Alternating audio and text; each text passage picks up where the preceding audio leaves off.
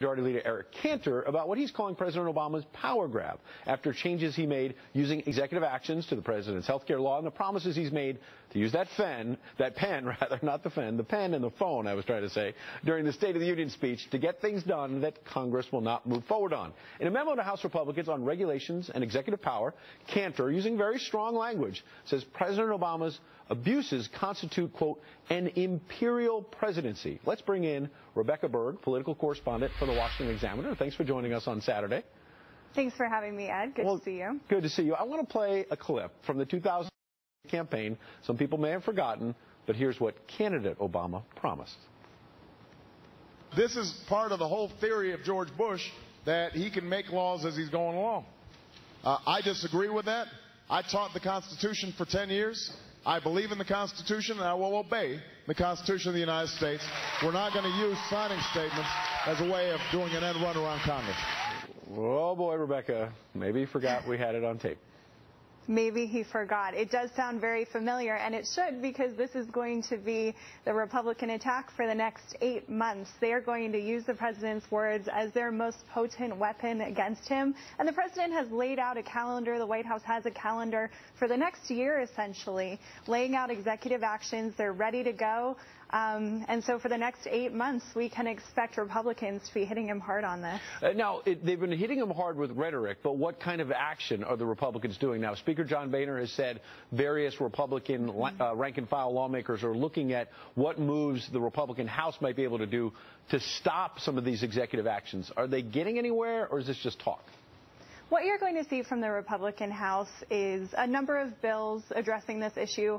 Also, you can expect some GOP oversight hearings, have them bring some administration officials to the Hill for questioning on some of these executive actions. But most of what they're going to be doing is really just symbolic. However, it is a very potent messaging opportunity for Republicans, and for 8 months they're going to be able to hit the president on this issue and use his administration officials to do it. Now, we checked another tape of Jay Carney, and it was on Valentine's Day. Jay Carney and I talking on Valentine's together. It wasn't exactly a Valentine. It wasn't romantic, but yeah. Here's what Jay Carney said about these Republican attacks.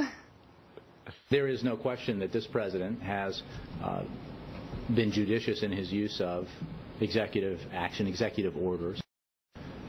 And I think those numbers thus far have come in below what President George W. Bush and President Bill Clinton did.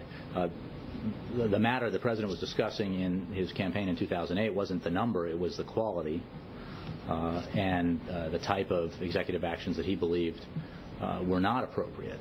So I got to put you on that, Rebecca. What he's saying was the quality was, in his words, that there were executive actions George W. Bush did involving the war on terror that President Obama, when he came in his first weeks and months in office, did overturn. And we checked the numbers, and President Bush had far more executive actions than President Obama has. He's got a few more years, so the numbers are going to come up. We can bet. But on that point, I got to push you.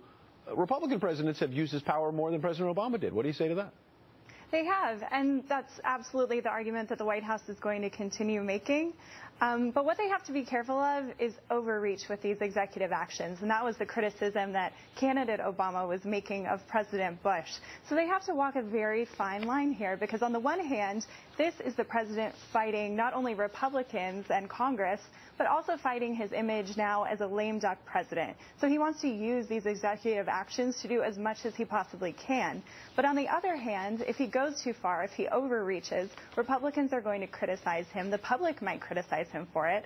And so it's a very fine line that he has to walk. It's potentially risky for him, but it's a risk that the White House has to take at this point because they're hamstrung, they're frustrated, and they have no other option. Right, and they also realize, though, there are limits when you do some of these executive actions. On one hand, Republicans will say, these are crazy, they're too much, they're overreach. But on the other hand, one of the executive orders the president did is actually kind of weak. It's about the raising minimum wage for federal contract workers. A lot of people don't know the fine print. It doesn't actually take effect until 2015. So while it may seem like out of control, some of these moves are actually kind of wimpy.